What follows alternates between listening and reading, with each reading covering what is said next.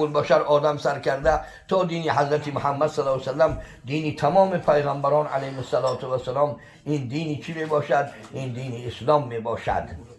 3 بار در روز 3 بار در شب اگر این کلمه را بگه، پیغمبر در آخر حدیث وعده کرده است که بر بالای خدا حق است که در بالای خدا کسی حقی ندارد، حقوقی ندارد. بر بالا از فضل خدا، از کرم خدا، از این سخنایی که بنده در درگاه خدا و جل جلاله ارشاد کرده است، در بالای خدا حق است این که همین بنده را رضا کند در روز قیامت.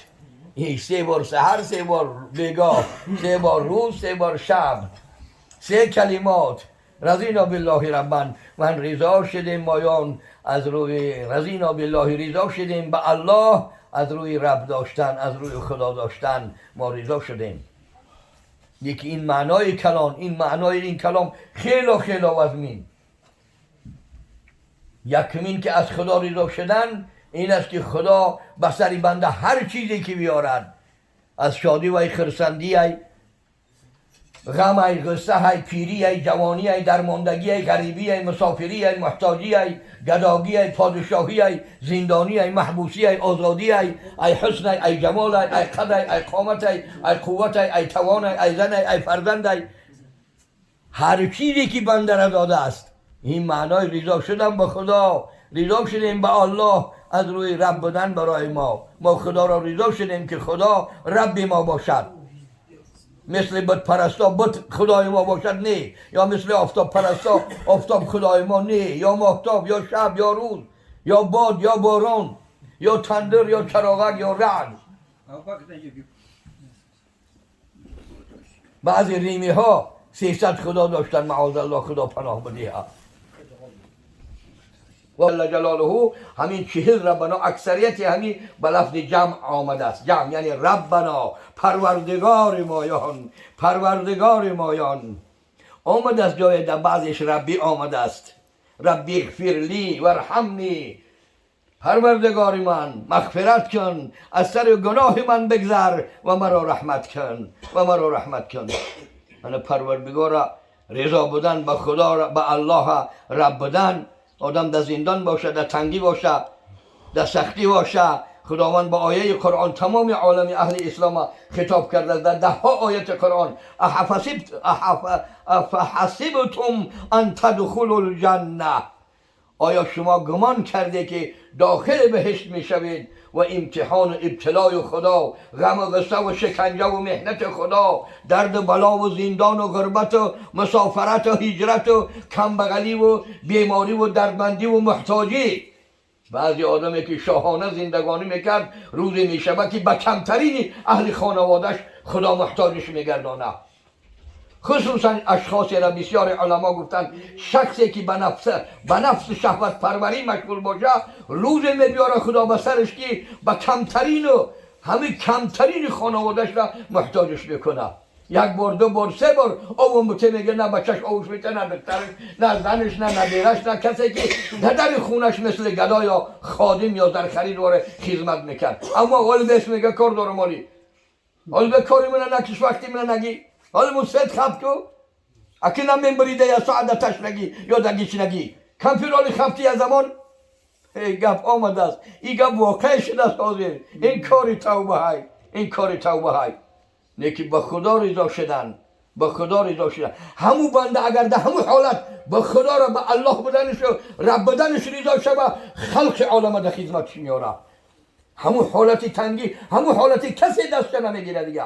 کسی را که بجانش برابر بود از زن فرزند و دادر اکه و توایی و عمکی و زنشان داد، خاندانشان کرد، صاحب مال و متاع و کسب و هنرشان کرد، صاحب نام و نسبشان کرد، همون ده محتاج شد. اگر همون زمان خدا به یادش بزنه، خدایا بگه دستم بگیر، به حرمت ایاک نعبد و ایاک نستعین، جز تو کسی ندارم، همون زمان همه خلق به او را خداوند خادم و خدمتگزار میگردانه. نیکی ما بسیار خدا را فراموش میکنیم، بسیار بسیار خدا را فراموش میکنیم، بسیار بسیار. ما چیزی میگیم خود ما میگیم، برای اون چیزی که ما خوندیم شما نخونده. شاید اون چیزی ما آیت حدیث میفهمیم شما نفهمید. برای همین حضرت ایشان علامه واره یا دیگر واره کسی بلندتر گفت یا تیزتر گفت ملال نشوه، او خودش گفته است، او اولا خودش تربیه کرده است. برای همین در 1000 سال تربیه دین و ایمان، نصیحت شریعت محمد علیه السلام مونده.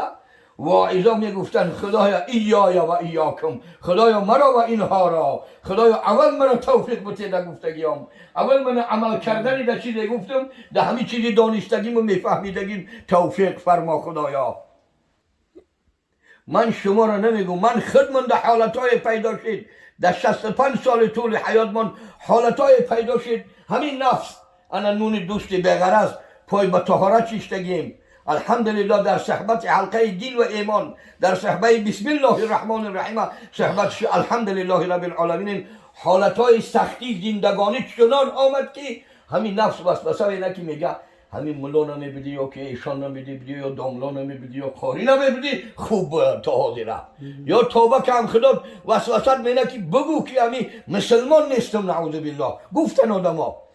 گفتن آدما ما ای خودمون میگیم که دیگران حلال نشوند، دیگران بجان دل قبول کنن که همین نفس همین شیطان وسوسه نکنه که همین بلو بدیلا میگفتی همین مسلمان نمیبودم، این قدمم نمیدادن، این قدر شکنجم نمیدادن، این قدر ضرب لطم نمیکردن، این قدر حقارت داشتم. انا همین نفسی که ای سینی شیرخوارگی از پشت کور پدر تا سن سینه مادر، از اونجا چند ماه و چند ساعت چند روز تا به بیرون به در آمدن به لطف و کرم خداوندی که خدا از شکم مادر بیرون شدن، آیت قرآن قطعی منت کرده است که ما شما را از شکم مادر، از تنگنای شکم مادر و راه شکم بیرون کردیم، نباشه شما اونجا هلاک میشده. صدها و هزارها در وقتی ولادت و تولد هلاک میشوند، مادراشون هلاک میشوند، خودشان هلاک میشوند.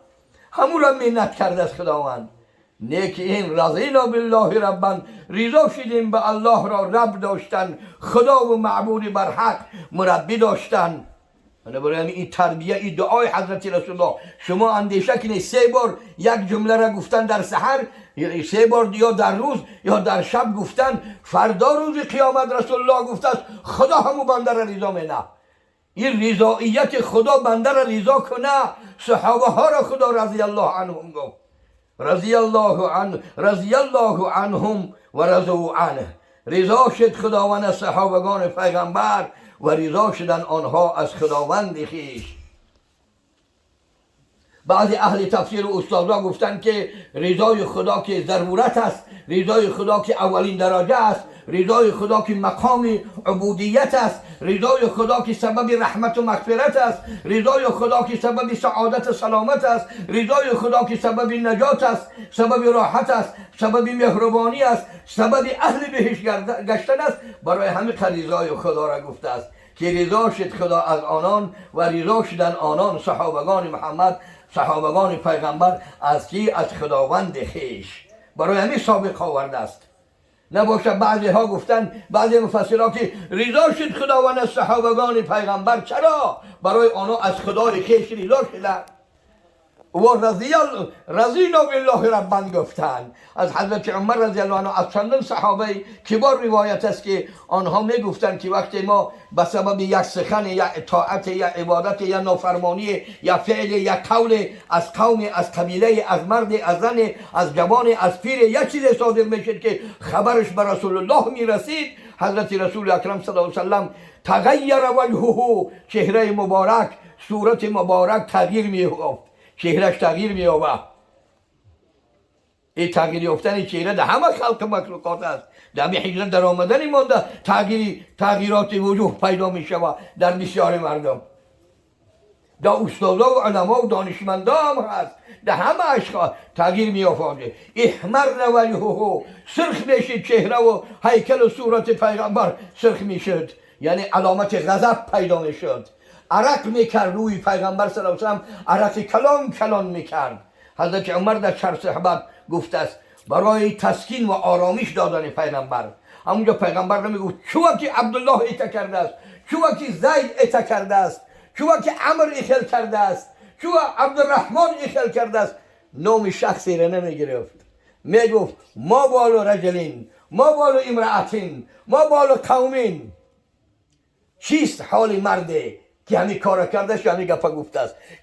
چیست حال زنه یا زنک یا دختری یا جوان پیری میگه پا گفته است یا همی کار کرده است یا چیست اگر بسیاری یک کار میکردن یا یک گپ میگفتن چیست حال قوم یا از مرد زن که همی خیل گفتیان با وجود همونا را با نام گرفته یک کس شخصیت در بین دیگر صحابه ها حضرت پیغمبر صلی الله علیه و سلم در شرم حیای ایمانی نمی آوردن. حضرت پیغمبر مهربانی شبینی رحمت شبینی به امت حاضر مو بچه‌مو باشه در سرش در روش بچلیگمو دخترمو باشه کلنمون باشه خدا پناه بتیا تنی که طهارت کنیم در رکعت نماز بخونیم ای خدا یاری کنیم که رضی بالله ربا خدایا همین فرزند از ما پیدا کردی همین معصیت که از گناهش بخش خدایا قبولش کو من پدرشم مادرشم برادرشم اهل خانوادهشم توفیقش فرما یا همین پسر شرابخور شده است گیرکش شده است بندکش شده است شاونشین شوگر شده است ساعت یک دی شو میآید به خانه را پدر در انتظار پسر مادر در انتظار پسر یا در انتظار دختر در کجا باشه